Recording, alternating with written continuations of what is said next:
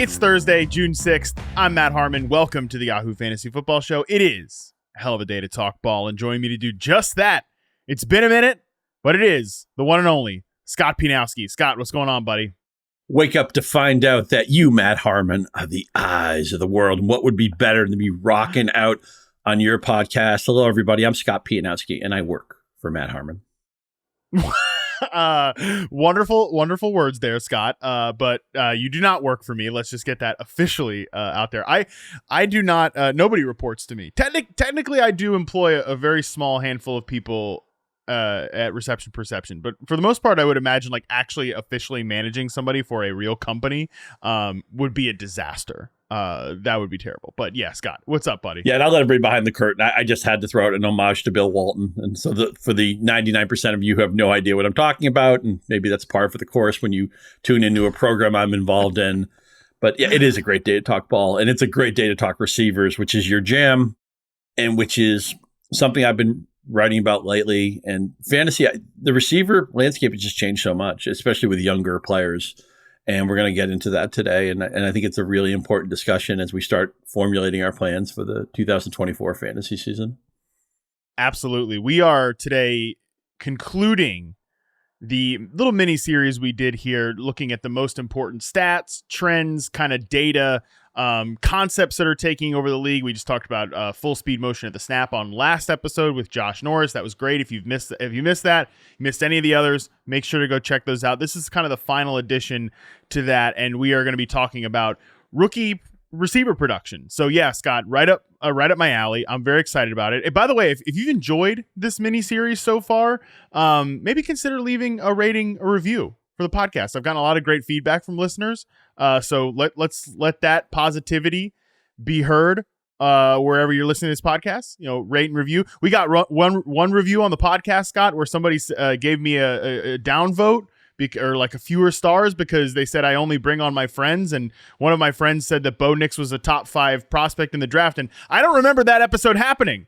I don't remember somebody saying Bo Nix was a top 5 prospect on this podcast. So let's get that pushed to the side and let's give us some positive reviews here. But well, hang on a second about friends. I'll say this: the great Harvey Penick, golf coach, used to say he used to sign all of his books to my pupil and my friend, and he used to say, "Well, if you read my books, you're my pupil, and if you love golf, you're my friend." And I would just kind of borrow from that. If you love football and if you love thinking intelligently about football, you're friends with Matt Harmon. That's, what are we supposed to do? Bring on the people we don't like? I mean, bring on my enemies. Yeah. I mean, well, also, I know you're curious that if you actually saw somebody who was intelligent, who you didn't get along with, you might be like, oh, let's give him a shot. There are some people in the industry who I consider close friends now or good friends now who maybe earlier, when I first got to meet them, we didn't connect right away or whatever. Yeah. I mean, I don't know. Don't let those people get you down, Matt. You're doing great work. And again, if you love football, you're Matt Harmon's friend. That's my story, and I'm sticking to it. Yeah, that's how Andy Barron's got on the show. I was like, you know what? I don't particularly like this guy that much, but I do respect him. Right. Yeah. We're all plotting against Andy Barron, like the nicest guy in the industry. Yeah, we are work proximity associates, Andy Barron's and I. But again, all right, enough of that nonsense. Back to what we're doing here today. So, like Scott said, rookie fever is in full swing. I mean, really in full swing in these early best ball drafts. And it almost always is this time of year, but it especially feels the case with rookie wide receivers. So, Scott, you just wrote a great piece on the website just all about this. So that's kind of what we're going to use as our guide here today. Sidebar, it is a great piece if you just want to do a little guys remembering some dudes, okay? Like Anquan Bolden, Terry Glenn, Joey Galloway, Kevin White, Josh Doxton. A lot of great names mentioned in the piece. But Scott, when you wrote this for the website, which again, people should go check it out. You can just Google Scott Pianowski's writer page on Yahoo and you can find it. Kind of any overarching thoughts before we get into the meat of the discussion here? Well, you're right. I do love going back and saying some of those names. Anquan Bolden began his career with like 214 yards or something like that against the Lions. He was largely undrafted that fantasy season.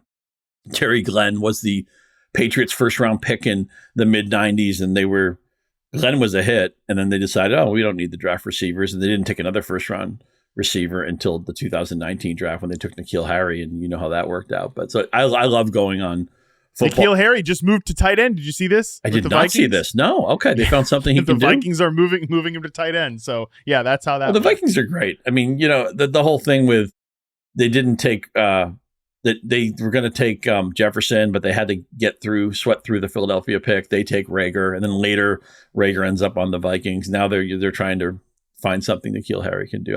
God love the Vikings. They're adorable. The people from Minnesota are about the nicest people in the world too. I spent a winter there in the mid 90s, and I still have fond memories of that. But I love any time they will let me do an article or something for Yahoo that requires me to be on Football Reference all day. It's just, and talking about history. That's one of my favorite things to do. And again, I tend to tease this earlier. The rules changed in 2014 for fantasy. Rookie receivers used to be like, okay, yeah, a Randy Moss comes once a generation. If that, 1998, he blew up football despite being a third receiver on a team when most teams didn't run three wide. How is this going to work? And Randy Moss basically blew up football, was 17 touchdowns as a rookie, which was a monstrous number back then.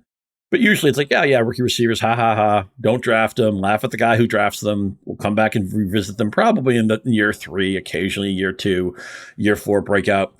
That stuff is obviously out the window. The college game and the NFL, they get closer and closer. The games aren't exactly the same, but they've never been as close schematically, and just the way the offense is run now, they're just getting closer and closer all the time. And the 2014 class is the class that broke all the rules, where Beckham was great and Mike Evans picked up maybe about a third of the way through the season. He was terrific. Sammy Watkins was in that class. A lot of guys like Devontae Adams eventually became great players, but they weren't initially. In fact, Devontae Adams was about as frustrating a player as you could be early in his career, but now he's basically 8 toes in the Hall of Fame. But so when I went back in this article, I started with 2014 when the rules changed and tried to look at what do we get from rookie receivers and what rounds does that production usually come from, and how important is it to be in the first round, the second round? What role does draft capital play in this? And I'm not sure.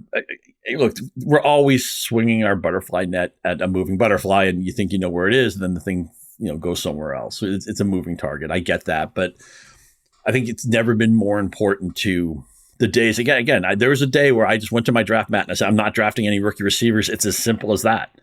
And now I know that, and especially in a draft class that had a lot of talent at receiver, 3 receivers picked in the first 10 picks, and we're going to get into that class a little bit later in the show, you have to at least have a take on these guys. You have to have a Marvin Harrison take. You have to have an Odunze take. You have to wonder if Brian Thomas is going to be a breakout player. And I know James Coe's been active on the Thomas front lately, but it's a lot different than it was 15, 20 years ago when these guys just didn't basically exist in my fantasy world.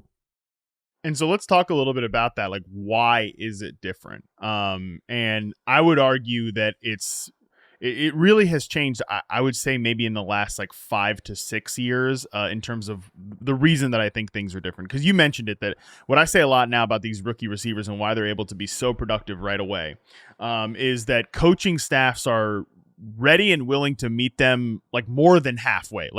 They're meeting them where they are, as opposed to okay, these are our offenses and you fit into it. If you actually go back and look at that 2014 class, which you mentioned, Odell Beckham, Mike Evans, both top 10 wideouts, as you say. Kelvin Benjamin, Jordan Matthews were these reliable wide receiver 2s. Brandon Cooks had moments. Sammy Watkins had moments. These guys who were highly drafted players. Really, I would say that only in terms of the players I just referenced, Jordan Matthews was really the only one that was in sort of what I would call a bit of a gimmicky role, right? He was actually kind of, if you want to talk about the original big slot receiver, you could probably throw out Marcus Colston was the name from the New Orleans Saints. He was doing obviously a tight end eligibility in Yahoo famously his rookie season. But Odell Beckham, Mike Evans, Kelvin Benjamin, those guys were just playing. It's funny, Kelvin Benjamin did have a really great rookie year, was obviously not very good after that. But those guys were all playing real deal outside perimeter receiver. So 2014 was the first year I collected league-wide data for reception perception, and I charted all these guys. And if you just go back and look at how they were deployed, it wasn't anything like how rookie receivers are deployed right now. In fact, I wrote this. I was writing about the Packers receivers yesterday. Scott, and I was looking at fantasy points data, and a lot of people will criticize Jayden Reed for having a high design target rate, right? Like he was kind of in this gadgety role as a rookie. But if you actually look at it, it's funny that the top 5 players among receivers who had at least 75 targets last year, the top 5 players in terms of design target rate, Jackson Smith-Njigba, Zay Flowers, Rashee Rice, Demario Douglas, and Jayden Reed, all rookies, right? And I think that sort of is kind of my point here, that in 2014, you had to like play real deal big boy NFL receiver. You had to be like a really good prospect. And I'll say Beckham and Evans were definitely like real deal, very good prospects. And Kelvin Benjamin kind of had the benefit of playing with Cam Newton and like a very good stylistic overlap there. But like, again, you had to play real deal big boy receiver, and you had to be very, very good at that. Like these guys, the ones I all just mentioned there, as much as I like some of these players like Jayden Reed and Zay Flowers and JSN coming into the league, these guys weren't like high tier, tier 1, tier 2 prospect, like JSN maybe, but like for the most part weren't that highly touted of prospects. So because systems are able to meet these guys halfway now, meet them where they are, these guys can get on the field. And I think, Scott, just last point on this, like more proof is in the pudding in the following 2 classes that you outlined after 2014. Like 2015, yeah, Amari Cooper was really good, but the rest of the first round, like Devontae Parker took forever to get going. Nelson Aguilar is like a bit player at best. Philip Dorsett's bounced around, like Kevin White and Brashad Perryman. I mean, these guys, there's a lot of busts in that year. And 2016 might have even been worse. We have Corey Coleman, we have Laquan Treadwell, Josh Doxson, and Will Fuller, I think, was the only other first round pick who was actually productive. It was actually the second round that was better that year and going forward. So I kind of long-winded there, but my point in saying that is that it's funny that if you actually take some of these rookie receivers that were really talented coming into the league and like place them in not 2015, 2016 era, but placed them in 2024, like their journeys might look completely different, because I think the league is just in a better place to inherit these guys. Yeah, right well now. said. A lot to unpack there. And by the way, when I went and did this survey, I'd forgotten that Corey Coleman was in the NFL, let alone a first round pick. That had been wiped from my memory. So that was something I need to experience a second time. Sorry, Cleveland Brown fans.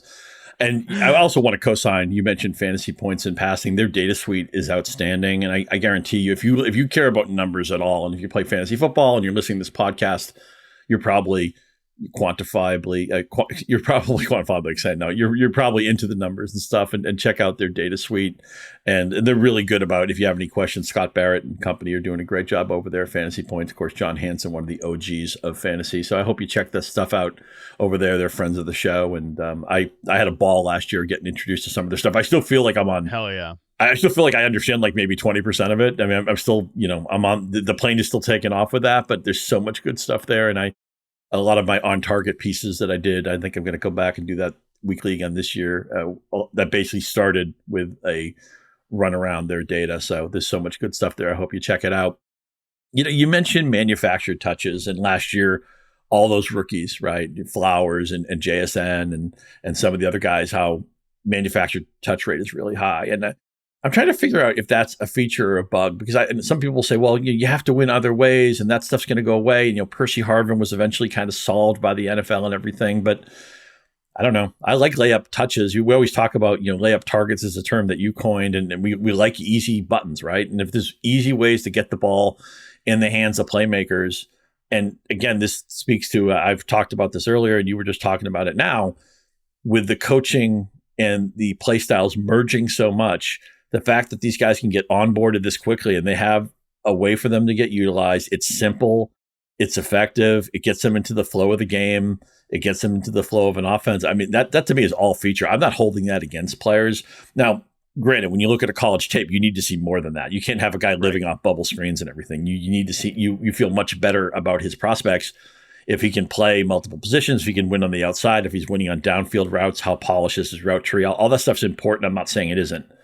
But I look at like somebody, and look, I know maybe Deebo Samuel's good enough that maybe you look at him as a little bit of an outlier. Do we want to compare people to Deebo Samuel? But he lands in an offense with the Niners where it's like, okay, let's find ways to get this. And maybe they went a little bit overboard, making him a quasi running back at times. But Kyle Shanahan is basically constantly trying to figure out how to get Deebo Samuel the ball. That is a feature. That is not a bug.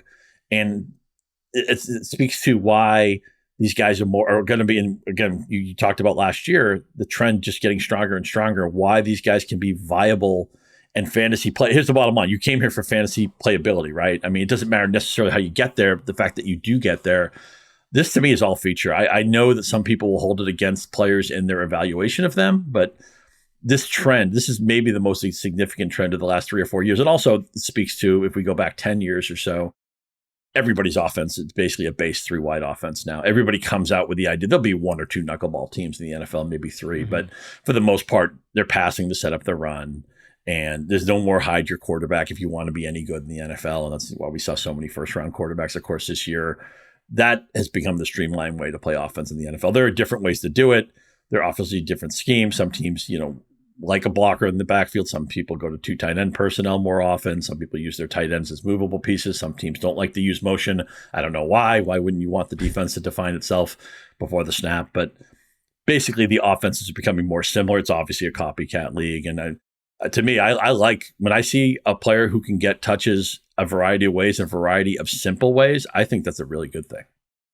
Yeah, I want to just stick on this trend with the design, or this idea of the design targets, right? Because it matters so much for these rookies, especially coming off of last year. And it'll matter for the guys we're going to talk about in the second half when we try to parse these guys out for fantasy.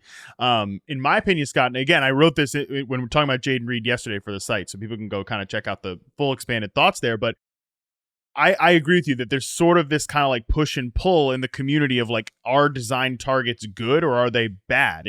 In my opinion, it's a bad thing if it's all you can do. And that's why it's important to watch these guys play. It's important to watch them beyond just the targets that they're getting, because just looking at that top 5 there, all those rookies we talked about, Zay Flowers gets a lot of design targets because he is dynamic on those targets. Rashee Rice, same thing.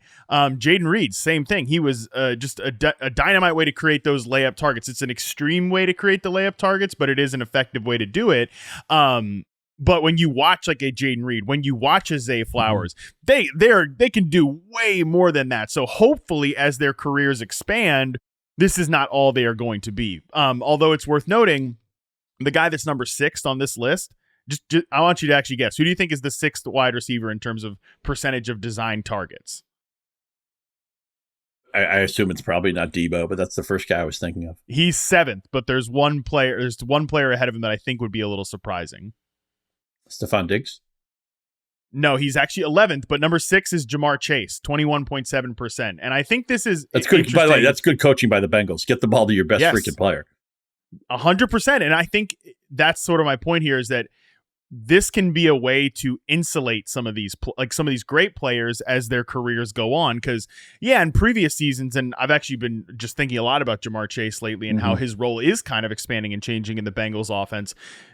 Let me tell you what, if he's not getting 21.7% of his targets, same as Jaden Reed, in a design, those design targets, he's not giving you the same fantasy production that he gave you last year when Jake Browning is under center. Period. End of story. If he's running a bunch of go routes and he's playing X receiver on the outside, you're gonna be riding a really rocky journey there with Jamar Chase. But if you go back and look at his production with Browning, and this is a credit to Browning and it's a credit to the coaching staff, it actually ended up being good. So I think for some of these rookies, it is a way to get these guys onboarded and productive for your fantasy teams right away. So it can be a negative if it's all they can do, right?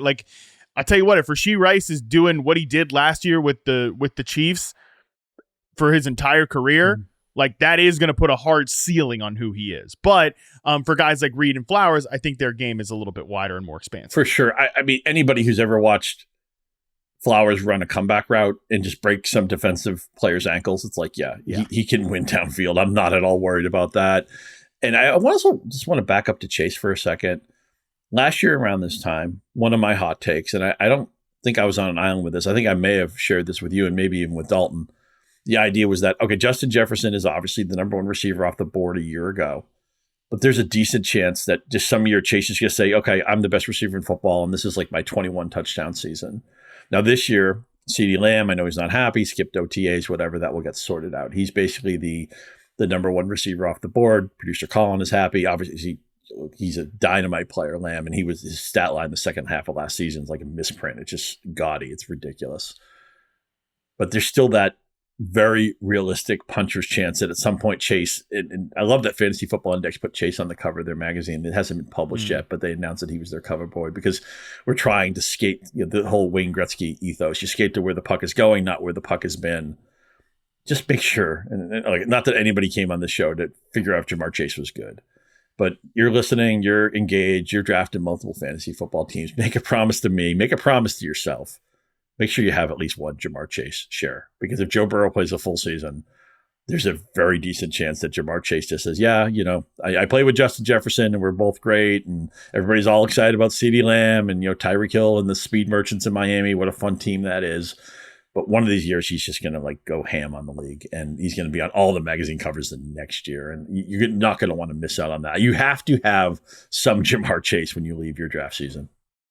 Co-sign a lot of what you said. Again, I just charted Jamar Chase for reception perception, posted his profile, and I'll tell you what, I totally agree with Scott that at some point he's going to have that 2022 Justin Jefferson, 2023 CeeDee Lamb season. And I think a lot of the things, as long as Joe Burrow is healthy, I think a lot of things inside the offense right now are pointing that 2024 could be that year. But jumping back to the rookies and sort of the piece, again, that you wrote, Scott, I think that design target stuff is going to come back when we talk about a few of these players specifically. But overall, so I just wanted to say, from your piece specifically, you wrote that if we survey the rookie receiver production from 2014 to through 2023, we see 44 individual rookie seasons with 100 points or more. And so here's how it sort of breaks down by round, because you mentioned where do we find these guys? And I think people would not be surprised that 50% of them, 20 players, comes from round one. So that's not surprising. 25%, 13 individual players come in round two. Round three, you've got 5 players. So again, we're going down by round. But my guy John Brown, I'm glad you gave him a shout out. He missed it by 1 point as a rookie in 2014. And then round 4 we got 3 players. Round 5 we got 3 players. So it's still and ADP shows it this way. When we talk about these guys later on, it'll present itself this way as well. We should value the round 1 guys more. I think that's obviously intuitive. It doesn't guarantee things, but yeah, if you're looking for rookie receiver production, you're obviously going to look for the premium guys first. For sure. It speaks to the guys in the first round ostensibly should be the most talented guys. Again, 2019, maybe that wasn't true. And what a great second round that was in 2019, by the way. But it should be the most talented guys in that first round. And they're going to be first in line, right? When a team, and it's not unusual when a team drafts multiple receivers, but the guy they take first. And I'm really curious to see what the Patriots do, because they drafted a second round and a fourth round receiver they like this year. We'll see how they shake out. They're good at different things, but the early round pick is going to get the first chance to run with starters and get opportunities. So that's part of it too. A little bit of that, prestige bias of when you were drafted, but it just gives you an idea of how much your odds are going down as you move. And we know it's not that you can't be super in round 2. It's not that you're not interesting in round 3, but just understand that you're giving away a lot of that percentage chance of a hit as you move down the rounds in an NFL draft.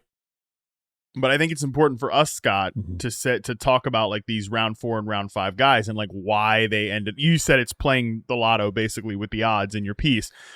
But what's the reason that these guys hit? How can look? We're gonna do our flip the script series, and we're gonna do an episode who's the next Puka Nacua. There is no next Puka Nacua. But if we're looking for kind of signs as to who could be a surprising rookie receiver out of day 3, what's the anatomy of that? How does that season happen? So you said there were 3 players in round 4 and 3 players in round 5. Offhand, who were the players? I just remember Puka. I'd have to go back to the piece to see who the other players were.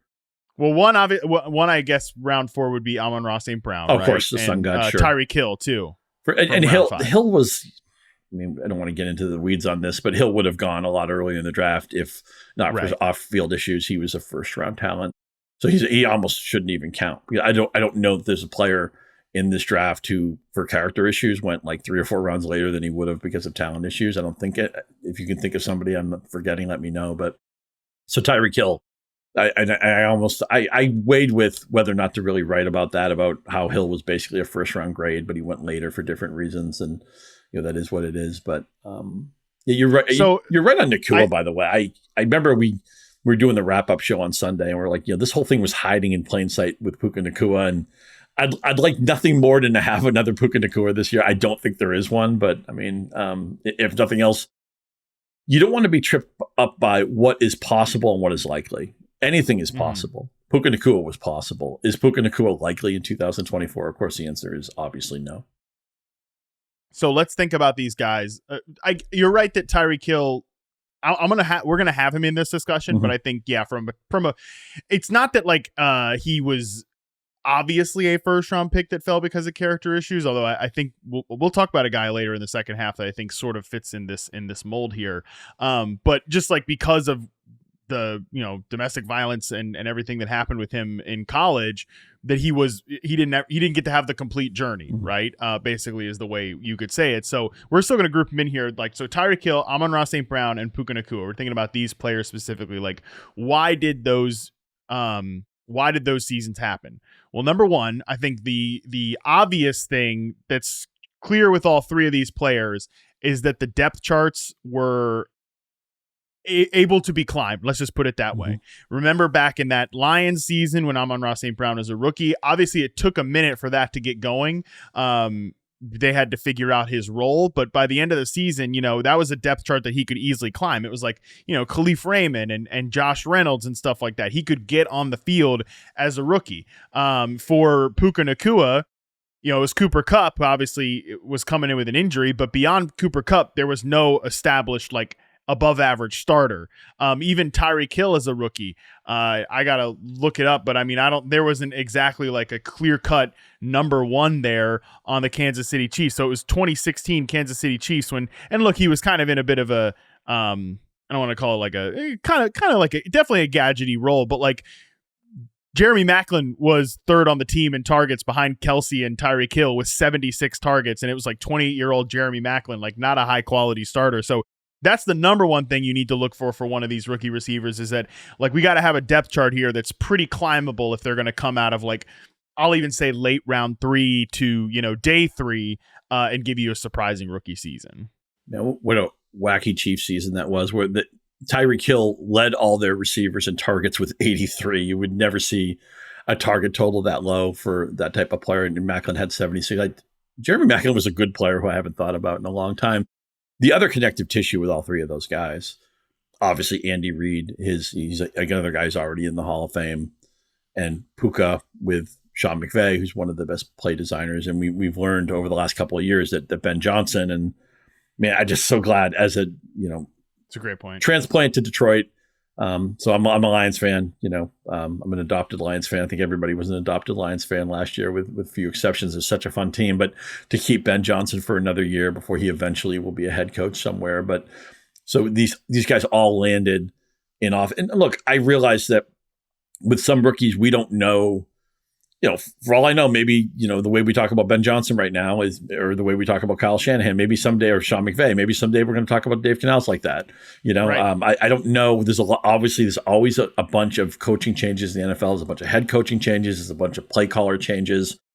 And when Ben Johnson was starting to spread his wings, I had no idea. When Amon Ra St. Brown was a rookie, I had no idea that he was in this great infrastructure. And also, I wasn't sure that Detroit was on the upswing and, Jared Goff would be good enough and all that stuff. And obviously those things have come to fruition.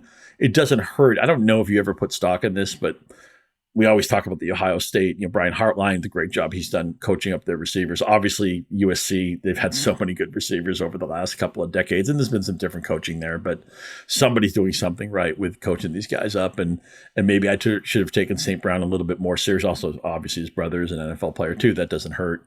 Although Equanimous St. Brown is more of a journeyman, he won't have any fantasy value. But at least with St. Brown, I certainly didn't draft him. I wasn't expecting much of him his rookie year, but I adopted him really quickly. He was a common waiver wire pickup for me that year. And then the next year, I'm like, yes, I am going to leave, not just with some shares of St. Brown. He's going to be like one of the staples of my team. And for all the things you get wrong in a fantasy season or a fantasy portfolio, there's one thing that we happily got right.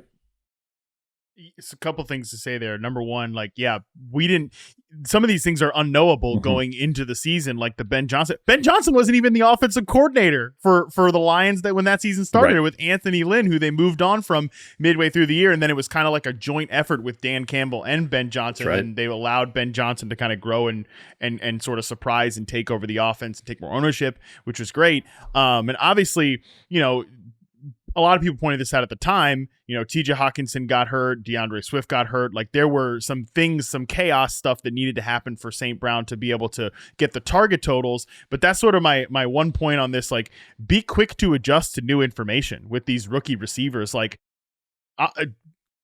go back and like look for not us, Scott, not people on this team, but like go back and look at what some of your favorite fantasy analysts were saying about Puka Nacua very early in the season. Like there are a lot of people that are just like, yep, this is unsustainable, never going to happen. Like not going to, sell high, let somebody else blow their fab on Puka Nacua coming into week 2, and he goes out and he catches double digit. I think he almost caught 20 balls against the damn 49ers in week 2. So like when you start seeing this new information, and same thing with Amon Ra St. Brown, like going to drafts next year was a common refrain, like, that was just like because of target volume. It's like you got to watch these guys play and see that they're executing in a specific role. And that's kind of my last point here for this group and what we're looking for.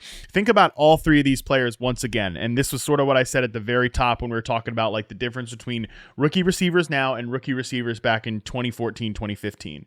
I know Tyreek Hill's not that far removed from it, but like Tyreek Hill, very, very, different role from a traditional receiver. We'll just put it this way: 83 targets as a rookie, and he had 24 rush attempts. He had over 200 rushing yards. He had 3 rushing touchdowns, right? There was a concerted effort by, to your point, a good coach to craft a role for him and get him on the field because their offense needed something. A receiver core of Jeremy Maclin at that point in his career and Chris Conley and Albert Wilson was not going to get it done. So we got to meet this rookie where he is, and then eventually slowly develop him into one of the best receivers in the league. Amon Ra St. Brown, same thing. I can remember writing in the midseason RP rookie report that year, like they are not having this guy run the routes that he needs to, like under the Anthony Lynn coaching staff. They're having him run like 9 routes from the outside, corner routes from the outside. It was crazy because you could see in college, like this is a guy that needs to be a big slot. Eventually, second half of the year, they move him into the slot. They craft a role for him. And same thing with Puka Nacua, who's the most, I would say, of these 3 guys, Scott, like did the most traditional wide receiver things as a rookie. But at the same time, there is a lot of like designer stuff in what they did with Puka, these crossing routes, lining him up in stacked formations, getting him these free releases off the line of scrimmage. If you look at his route tree compared to like, I think I said this with Nate Tice a couple episodes ago. If you look at his route tree and just like compare it to a slot receiver, it looks very similar, but he's not running slot receiver routes. So I would say that that's another thing to look out for if you're looking for that surprising rookie receiver. It's kind of like a 3-way checklist. To your point, needs to be a great offensive ecosystem. There needs to be a depth chart to climb. And 3, like it might have to be in like kind of a hyper specific role if you think about it.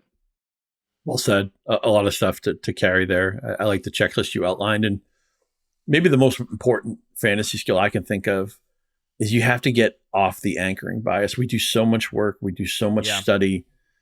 And then you go into the season and you want to believe that you've solved everything and you want to believe that what you know is true. But what happens in the actual games is more important than all the stuff we speculate about. It doesn't mean the players that we know something about already. Patrick Mahomes is terrible in week 1. You don't sweat that. Derrick Henry is a bad game. You shake it off, whatever. But it's more once we see that Puka Nacua is unveiled, or when you talked about when St. Brown started to spread his wings, when the coordinator changed, and I totally forgot about Anthony Lynn, by the way. It's just jogged my memory when you mentioned him, and just that crazy season they had where the Lions seemed rudderless, and now they seem like one of the smartest teams in the NFL, and it wasn't that long ago, which just shows you how the NFL things change so quickly, opposed to other leagues. Baseball takes like 5 or 6 years for something to change. In football, it feels like things change in 10 seconds. But I don't want people what we see in the actual games. You have to get over the anchoring, and just because you weren't familiar with a player or you didn't see a role for a player, or whatever it is, the actual games and what happens there is more important. It's the Monty Hall problem that once the data changes and you can make a more informed choice, you should do that. And this is why we always talk about, and this is a mistake, we talk about mistakes fantasy managers make, even good fantasy managers. I think of my late great friend Steve Moyer, who was a fantasy baseball player, and he would draft these players at the bottom of his roster or get them in a salary cap draft for $1. And he'd like all these players. And what would happen is the regular season would start and there'd be good players to pick up. And he'd be so in love with his bench because he had been scouting these guys and promoting them and targeting them and all that. He didn't want to give up these guys for the new information. The new information is always more important than the speculative information. And so that's why you have to, it's hard to say, oh, I like this guy. I see promise in this player. I don't want to give up on this player after a week or two. But what happens in the actual games is more important, and we need to be proactively reactive to that. Look, I love off-season content. I love making content in the off-season. Looking forward to a great summer on this very podcast. But we get more information in week one in just that one Sunday. I know we're going to have games basically every single day of the week this week one, but we get more information in that Sunday of week one than we get in the 3 months leading up to that, Bingo. Post draft or whatever it is. So very well said by you, Scott. Like being able to adjust to that information is so critical. Anything else, big picture thoughts about this rookie wide receiver data before we take a break and then toss into specific guys from this class? No, I'm ready to talk 2024. All right, let's take a quick break. When we come back, we are going to run through the rookie receivers from this year and try to apply some of what we've learned to how these guys project for fantasy this year right after this. All right, we're back. So let's look at the rookie class of 2024. And basically, Scott, I just lifted from your piece because I love the way you laid this out. You used one of your staples, the traffic light grading system. I did mix up the order here because I want to go by early best ball ADP. So we're going to go down the list of where these guys are going. So I sorted them in that order. I also added some players that are going around them basically to see all right, you're going to take this rookie receiver. What do you have to give up in order to take them? And I think that brings us to a very interesting conversation to start here, which is Marvin Harrison Jr. You did, Scott, give him a green light, although you noted his ADP has helium written all over it. He is wide receiver 9, the 16th overall player off the board on early best ball drafts. Some guys just at the wide receiver position going around him: Devontae Adams, Chris Olave, Drake London, Nico Collins, Brandon Ayuk. Some pretty damn good receivers you're going to have to pass up if you're taking Marvin Harrison Jr. So, Scott, early thoughts on Harrison Jr.'s best ball ADP and what it might look like this summer? Yeah, even though I did give him a green light and his current ADP, if it were to stick all summer, I would think I would have some Marvin Harrison Jr. shares, if nothing else, to have my portfolio be a little bit more balanced and diversified. But that ADP is only going up. He's obviously a legacy of a Hall of Fame receiver in Marvin Harrison, who was great all those years with Peyton Manning. We've seen him dominate in the Big Ten against the highest levels of competition. He announced his coming out party that first bowl game, and everybody was opting out. He's like, okay, I could have played all rookie year, all freshman year. It's just they didn't need me. I scored 3 touchdowns in the Rose Bowl. He's going to be very good, but the opportunity cost. Chris Olave is already great, another Ohio State kid, of course, and I know Devontae Adams has a sketchy quarterback room to deal with, but he's such a dynamic touchdown guy. And for all the talk about touchdown rates and regression and all that, there's some players who are designed to score touchdowns. Mike Evans is that type of player. Devontae Adams is that type of player. It's hard for me. Marvin Harrison, I don't mind drafting him, expecting him to be good right away. Although I still will see what the coaching staff, if that ends up being an infrastructure, an ecosystem we can believe in, and how we feel about it 2 or 3 years down the road would be interesting. But I just can't take him over guys I think are sure things already. And to me, Olave is a sure thing. I think Adams is a sure thing. Some of the other guys you mentioned, Drake London, there's a quarterback change. There's a lot of decent targets in that offense. I could go either way on Harrison or London. If I were co-managing a team, I'd probably be 50-50 on that. Obviously, a lot of competition for the ball in Houston now with Diggs there. Collins was one of our favorite breakout players last year, but now you have to totally pay the freight on that breakout year. And Brandon Ayuk just doesn't seem happy. They drafted a first-round receiver themselves. Obviously, they still have McCaffrey and Kittle and Debo. There's so many different mouths to feed in San Francisco. So if you want to take Harrison over some of the bottom names in that list, I'd be fine with it. I'm not taking it over Chris Olave, and I don't think I'm going to take Harrison over Devontae Adams either. I actually think the only one I'm like, I would take him, I would take ahead of him is Drake London. Mm-hmm. And I think that is still aggressive on Drake London. I get it. We haven't seen him have that type of season yet. And although obviously we haven't seen Harrison play at all in the NFL. Here's the thing, Scott. I think if you're going to believe in Harrison meeting or beating this ADP, you have to believe 3 things. Mm-hmm. And it comes back to what we discussed. One of them I'm going to have trouble believing because I know what you're going to say, but go ahead.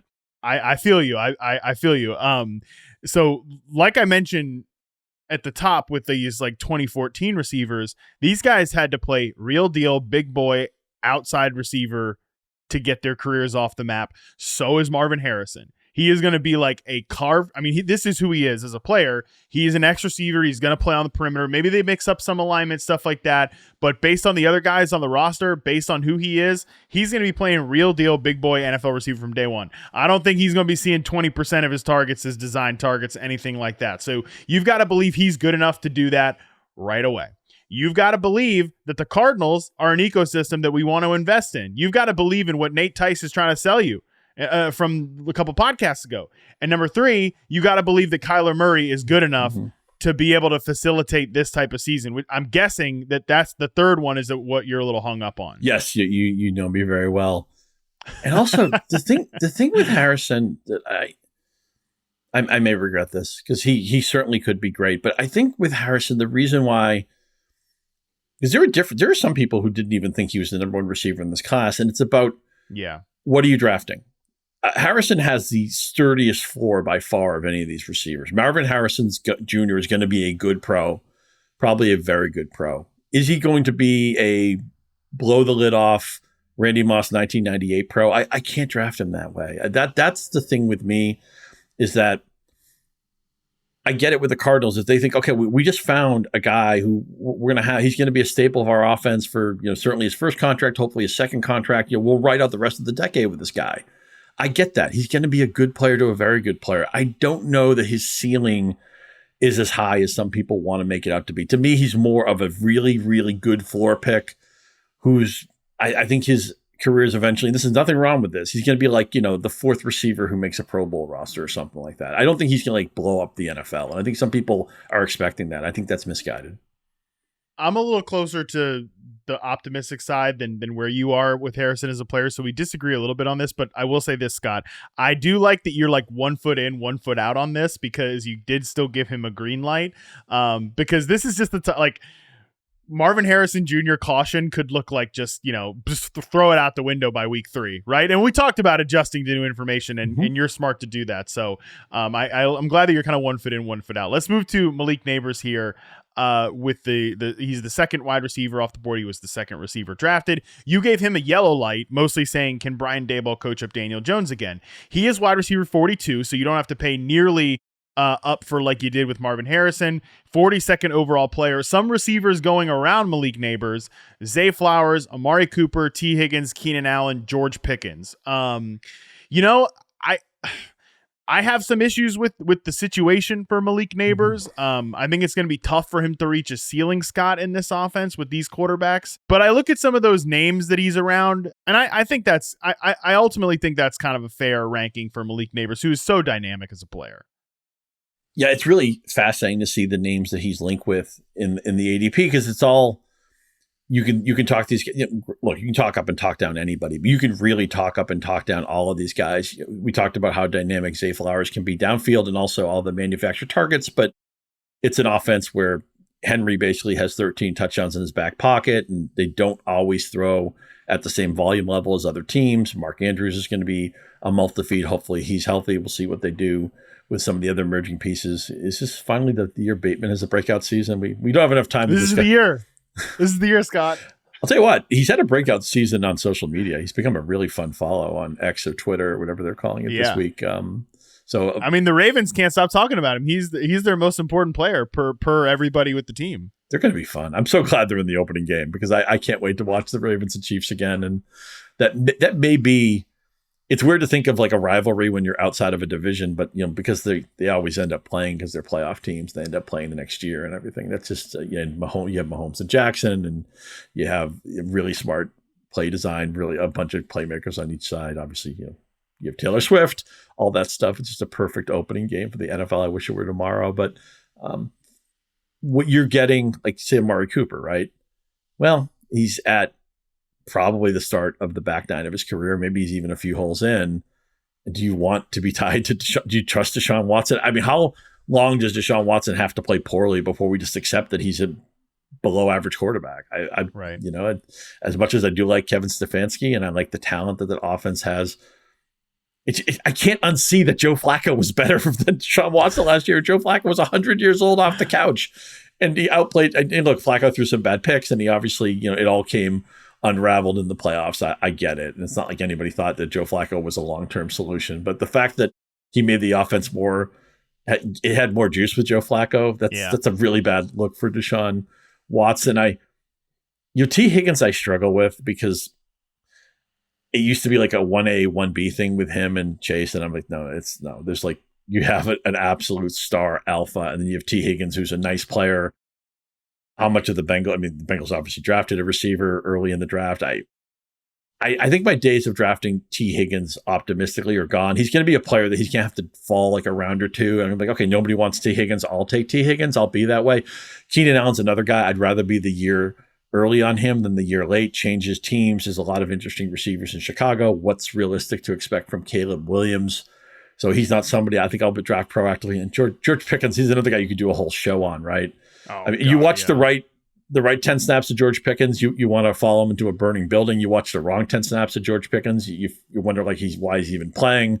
Does he even care? Doesn't block when the play isn't designed for him. Doesn't try when interception is thrown. There's some bad looks out there, but sometimes players grow up. Pickens obviously has a lot of ability. Of course, their quarterback room is really uncertain with whatever's left of Russell Wilson. Can Justin Fields be a legitimate pocket quarterback? I'm not sure about that. Justin Fields is going to play at some point this year, and it's going to reopen that whole idea that you don't necessarily need to be that good of a quarterback. The whole Konami code where Fields will have some games where he completes like 7 passes, but he runs for like 98 yards and a touchdown. He's a quarterback 4, and like, did he even play well? I don't know. But bottom line, Nabers. Do I have the stomach to take Nabers where he goes and run with Daniel Jones, who they're not in love with? I do like Dable. Obviously, that receiver room, it was maybe the worst in the NFL, one of the 3 or 4 worst anyway. So they badly needed to invest there. Nobody was surprised. Nabers was like the pick everybody had. Him and Harrison, I think we all knew where they were going before the draft. But I don't want to draft somebody in a slot where I'm going to play them more often than not. He's probably drafted as, I guess, your receiver 3, I would think right now. I don't trust Daniel Jones enough to make this pick. If you say I could have any of the guys in this list, I would draft Flowers proactively. Cooper I could live with. I trust Stefanski will somehow mitigate the Watson mess. The other guys are all players I'm probably going to be underweight on. Yeah, I'm with you. The 2 guys, Flowers and Cooper, stuck out to me, but I think that like Nabers is kind of yellow light's perfect. I think he's just sort of fairly slotted here in ADP. I will say the saving grace for him is probably going to be what we talked about with the rookie design targets. Like I bet they're going to design a ton of targets for him, so that will keep his floor afloat, if nothing else. All right, we're about to enter sort of like a real rookie alley here in the 80s to 90s overall picks when we're looking at some of these next few rookies here, because they're just all kind of bunched together. Just want to note that like these are the running backs going against these wide receivers in overall best ball ADP. Zamir White, James Conner, Zach Moss, Jalen Warren, Jonathan Brooks, Tony Pollard, Javonte Williams, Raheem Mostert, and Austin Eckler. So again, just keep those running backs in the back of your mind. Like those are the tier of players you got to sort of compare against these rookies. So start with Xavier Worthy here, who was not the 3rd receiver drafted, but he's the 3rd receiver being drafted in fantasy right now. Scott, you gave him another yellow light. You said he might be redundant with Hollywood Brown around at least for another year. Again, wide receiver 38, 80th overall player. A couple guys he measures against: Jordan Addison, Deontay Johnson, and his own teammate Rashee Rice. What do we think of Xavier Worthy this year? I would feel totally different if they hadn't gone out and got Hollywood Brown, right? Worthy, a guy who did not run complete routes at Texas, and it's kind of an odd offense that they ran anyway. I think he's going to be overdrafted. He's going to be one of those players where he's going to look great in opportunity stats, but there's just not going to be enough target volume. And I know it's just it's such a tease because you see Mahomes waving his hand. You see Andy Reid with the Denny's play menu, and you want to draft guys on that team, right? And remember last year we were screaming for weeks, when is Rashee Rice going to become like their number 1 receiver? And then the second half he did that, and then has a great playoffs and has a really crazy offseason. Just a lot's happened to Rashee Rice in like the last 6 or 8 months. But Worthy is going to be a fun player in this offense eventually. It's just he's gonna be really hard to time the market on him. He's gonna have a game where he goes like 3 for 142 and a touchdown. Here we go.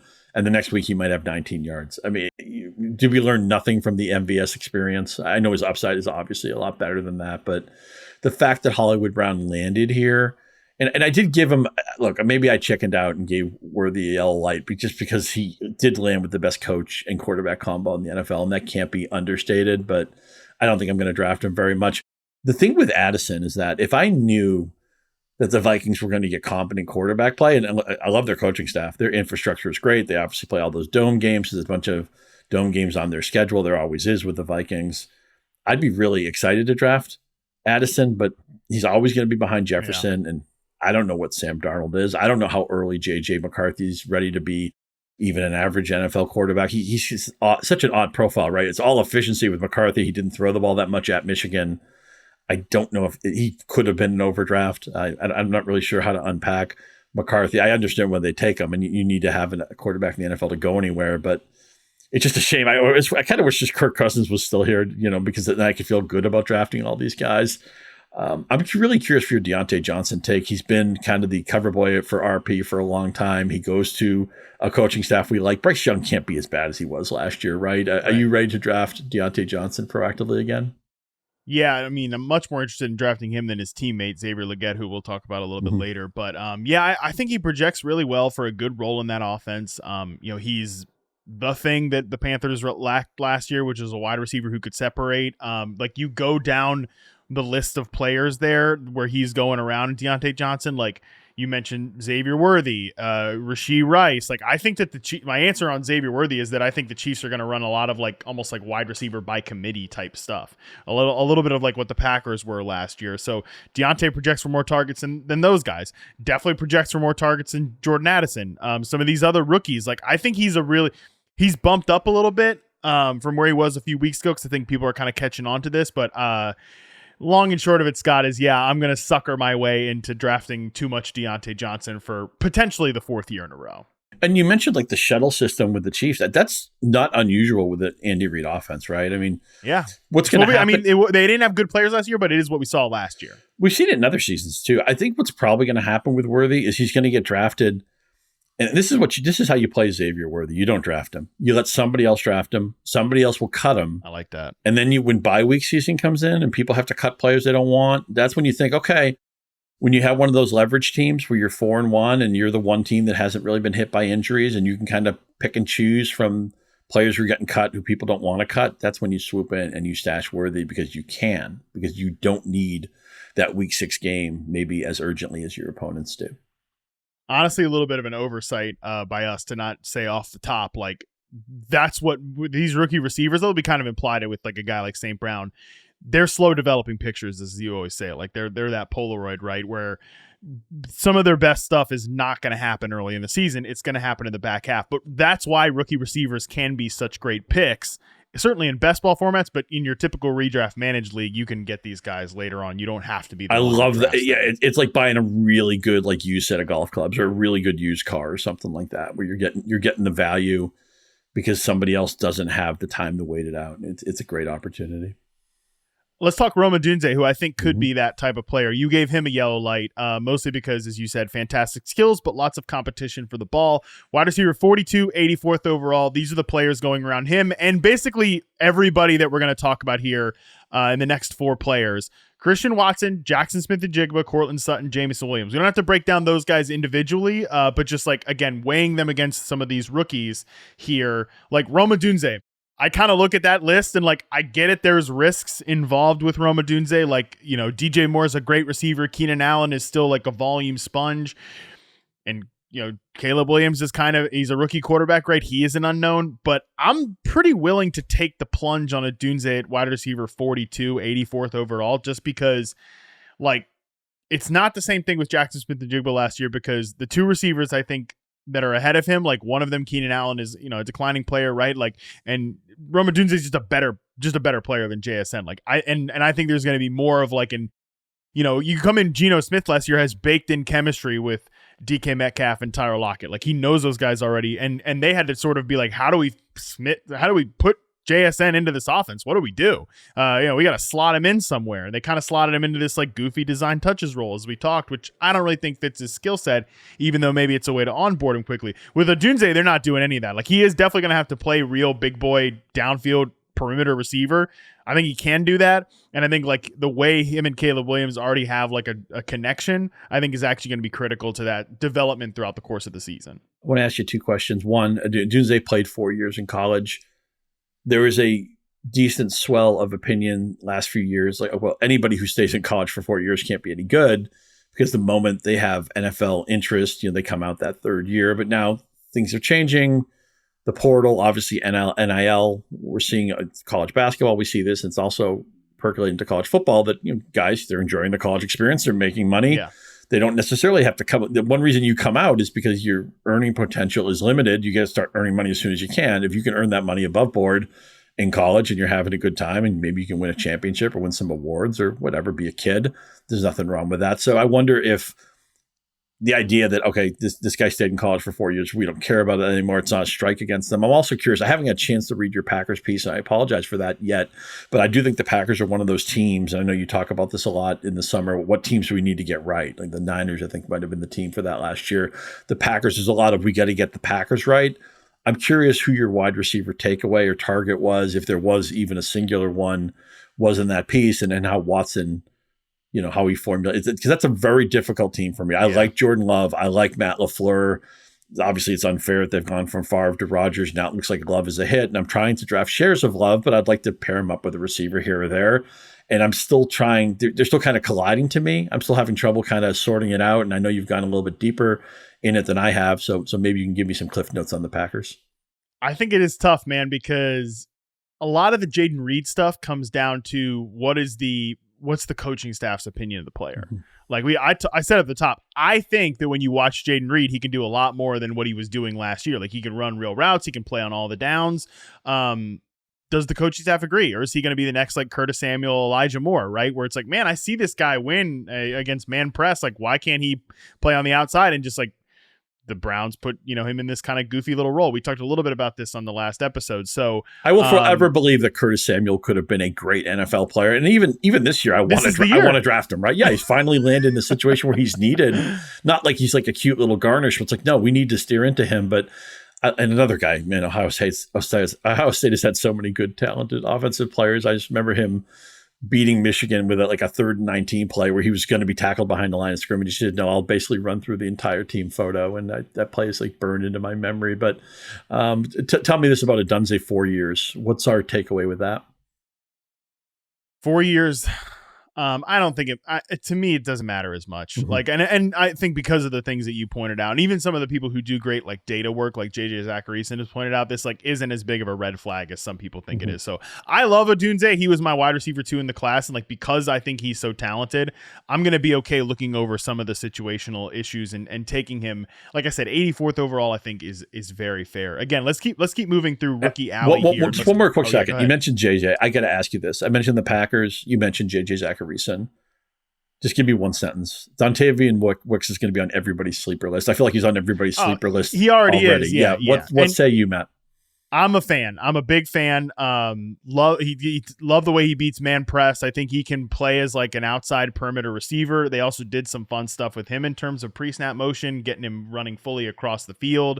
So I'm a big fan of Dontavian Wicks. I know that people are like, wow, everybody's just trying to get Dontavian Wicks right. Everybody's like, yeah, that's why he's getting. No, people are just watching the same games, man. I'm telling you, like he's a very good player. I know it's a crowded receiver room, but to bring up that Packers piece, which again, people can just go check it out. Like he's the guy that I think could mix up, like really shake up what we think of this wide receiver. We've thrown so many hosannas at the Steelers for getting receivers right, but maybe the Packers are the best drafting team for receivers in the NFL. 1,000%. They've gotten some real hits on their hand, especially just the last 2 years. So, all right, let's move through receiver alley here, like with these rookies. Lad McConkey, you gave him a yellow light. You said though he could easily lead this team in targets. Wide receiver 43. He's the 86th overall player off the board. Again, just think about some of those receivers and running backs we talked about. What's your thoughts on Lad McConkey here? They're going to run to set up the run, but still, Justin Herbert is somebody I believe in, even if it's going to be more of an efficiency play than a volume play. And I can just see McConkey easily being their guy, their third down guy, somebody who plays close to 100% snap share. His game is very NFL ready. I don't think he's going to have the ceiling of a lot of these guys down the road, but I feel like he's got 80 catches in his back pocket already. I think he's definitely a good year one bet. You think about my three little checklist there. I know that we were talking mostly for like surprise day 3 guys, and people are in on McConkey, so it doesn't really quite apply. Like, I'm not saying he's going to be the next Puka Nacua, but plays in a good offensive ecosystem. I do believe this will be a good offense this year. Plays with a good quarterback, right? So all kind of tethered there. In depth chart that's exceptionally climbable. And number 3, I think he will have like a not a non-traditional role in like the Amon Ra or Tyreek Hill rookie year sense, but I do think he's going to play off the line of scrimmage. He's going to get away from press. They're going to use him on some of these motion plays, full speed motion, stuff like that. So I think he is in position, Ladd McConkey, to check a lot of boxes. And remember, they inherited most of the team. They picked him. They chose him. That's more significant to me when the whole coaching staff changes. Correct. Totally agree with you on that. I think there's a lot of buy-in there on what Ladd McConkey can be. Next one, Keon Coleman. Yellow light you gave him, not a separator, but has contested catch skills, and there's a target need. Wide receiver 44, 91st overall player off the board. Scott, I can talk myself in like a bunch of different directions with Keon Coleman. What say you about him? And a Bills receiver depth chart that, like, I mean, they're hyping up like Chase Claypool from training camp or OTAs or whatever we're in right now. So it is very much a depth chart in flux. Yeah, man, that Chase Claypool rookie year, it was fun. It was a long time ago. Coleman's a classic. I think Coleman, if he has any fantasy value this year, it's going to be second half. He's somebody I would not draft. Yeah. I would look to pick up after he's dropped if things fall his way. Obviously, the basketball background, he changed schools. He was at Michigan State for a while. He's still learning how to play. And it comes down to how you feel about guys who don't separate. Oh, he catches the ball well in a crowd. Well, he's always in a crowd. Obviously, he ran that slow 40 time, which everybody's all worried about. I think Coleman's going to make it. I think Buffalo's going to make sure he makes it. But he's somebody who around Halloween I'm going to be looking to pick up. I'm not going to draft him proactively. I think that makes sense, actually, because I think he's a guy that the more they see him, the more they get experience with him, the more they can try to find ways to ease him out of those separation concerns. I don't think he has the ceiling of really any of the players we've talked about so far. I think even Xavier Worthy, I think was a better prospect than Keon Coleman, and I was kind of mixed on Xavier Worthy. But I think it's going to take some time for them to figure him out and sort of in an Amon Ra St. Brown way, right? I said for a while that Keon Coleman should be a big slot receiver. It would be nice if a Chase Claypool or an MVS can stick on this roster just to run the X receiver wind sprints on the outside so that you can open up things for Coleman and Shakir and Curtis Samuel. But that is going to be another maybe not high target share receiver room and very spread out and sort of a almost Chiefs-ish wide receiver by committee. Last one here in this receiver alley is Brian Thomas Jr., another guy you gave a yellow light. You said you're open to turning it green this summer, though. Wide receiver 47, 97th overall. What would you need to see this summer, Scott, that would get you to flip this one green? Well, I can't believe that Trevor Lawrence isn't better than what he's shown. And maybe it's just been the run out. His rookie year is basically wasted on poor coaching. Doug Peterson's a good coach. Just a lot of little things have gone wrong for Trevor Lawrence. And there's room to grow. Thomas, he's not walking into a team where it's like, okay, they want him to play right away, right? I mean, there's a very realistic scenario where he's their best receiver. He's their most dynamic downfield receiver. He obviously can run by people. I'm not ready to throw away all the upside that I believed in with Trevor Lawrence when he was drafted. And I think Doug Peterson is still a better than average offensive designer. The thing for me is just they need him so badly, Brian Thomas. I wonder how the sort of playing time and role distribution goes with Gabe Davis, right? Because Gabe Davis is a straight line X receiver for the most part, and that is probably what Brian Thomas Jr. needs to be early on.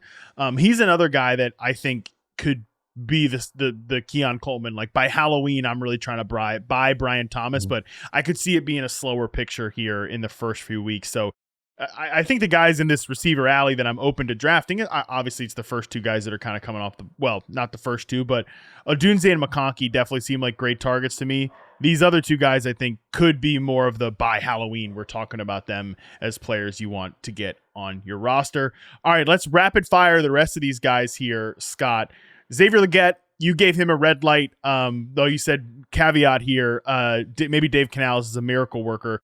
65th wide receiver off the board, 149th overall player. I'll tell you this, Scott, if you want Xavier Legette, all you got to do is pass up Quentin Johnston, Adam Thielen, Darnell Mooney, and Michael Wilson. So not exactly a high ADP you got to pay here. For sure. And, Thielen is ancient for a receiver in his mid-30s, where even the 30 or 31 makes us nervous. It comes down to Bryce Young can't be this bad. And Canales, his fingerprints are over the Geno Smith season 2 years ago. And then last year he got Baker Mayfield playing really good football again. So he deserves a lot of credit for that. I could see Legette's one of these guys. I could draft him. He would probably be one of my earliest cuts. I would cut him for anything I learned in week 1. So if you're looking at that frame, you're like, well, why are you even drafting him at all? But I have to believe you can only go up in this Carolina offense. And Bryce Young, he's going to look bad because he was drafted after CJ Stroud. But Bryce Young still could be a competent football player. I'm not ready to give up on that. I think because I like Canales, I'll keep a kind of a candle lit here, but I also think Legette was like a very rocky prospect. So I think the ADP is fair on this one. Next guy, Ricky Pearsall, going way later in fantasy than he went in the real life NFL draft. You gave him a straight red light too. Crowded room, will probably need a year. He's wide receiver 70 off the board, 167th player off the board.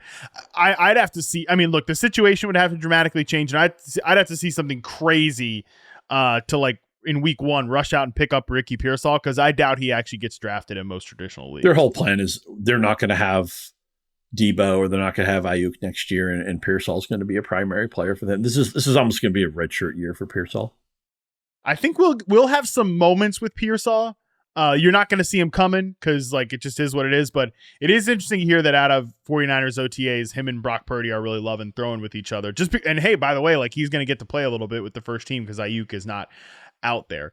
Jalen Polk, next guy here, you gave him a red light as well. Uncertain quarterback play, and teammate Javon Baker might be more interesting. We'll group these guys together here. Polk, wide receiver 73. Javon Baker, wide receiver 83, not inside the top 200 players. I will say that I think Polk makes sense on this Patriots roster, but yeah, of course, you're not talk about let's check some boxes for wide receiver ecosystems. You're not getting that in New England, at least not. I don't know. Although if Jacoby Brissett holds the job, Scott, I could see Baker actually being somebody that we're talking about, early on in the season. Like, hey, he got a lot more opportunity than we were thinking, and Brissett is a competent quarterback. I feel cheated. We didn't get 17% starts last year. Just think of where some of those Washington receiver stats, I'm going to draft Terry McLaurin again this year. It hasn't worked out many times in the past, but it's always been the quarterback's fault, not his fault. The thing, it's so interesting with Polk and Baker on the same team because everybody agrees that Baker has the higher upside. And so what are you trying to do? Well, this is where the composition of your roster, does it make, not every one of your late picks has to be an upside pick. There's nothing wrong with hitting a single or double sometimes. And Polk would be more the get on base pick where Baker is the upside pick. So I think that the shape of your wide receiver room might, if you even want to take a Patriots receiver, and I agree with you that Brissett's going to start at least half the season. I wouldn't even be surprised if he started the entire season while Drake May gets up to speed. Obviously the Patriots aren't built to contend this year anyway. So Patrick Mahomes sat up basically a whole season. He played week 17, but I don't think there's anything wrong with that plan. I'm curious, what did you chart Baker, and what are you as excited about his upside as I am? Because I Patriots have famously not drafted receivers very well for years, but I'm really excited about this kid. Interestingly, I actually had these two guys, Polk and Baker, graded in the same tier and back to back in my rankings, which means Baker really good pick because I think Polk went where he should have in the NFL draft. Polk actually, again, nobody put this on the internet, nobody put this on social media, but there were some very I could see Polk being used in very similar ways to Puka Nacua last year with the Rams, crossing routes, flanker, off the line of scrimmage, stuff like that. Really good hands, build up speed, very similar parts of their scouting profile. But Baker's a pure perimeter deep receiver. So that's the thing that's interesting about them is whether you want to say one has more upside and the other is kind of depends on what you want in a receiver, as you said, because they're very different. They can both be on the field at the same time and thriving. And I think ultimately that's the vision for this Patriots offense. I think, look, they have signed Kendrick Bourne back. They have a lot of veterans, but I think they'd be very happy if Baker is their X, Polk is their flanker, and Pop Douglas holds down a slot receiver role. Man, I can't believe I'm actually quasi excited about a Patriots receiver room. It's been a very long time. Same here. Speaking of exciting, let's end on this note here, because you mentioned in the piece, anyone you didn't throw out there. You're going to try to be open-minded all summer. Puka Nacua says that's important. I think we got to be open-minded to Jermaine Burton, wide receiver 74, 174th overall player off the board.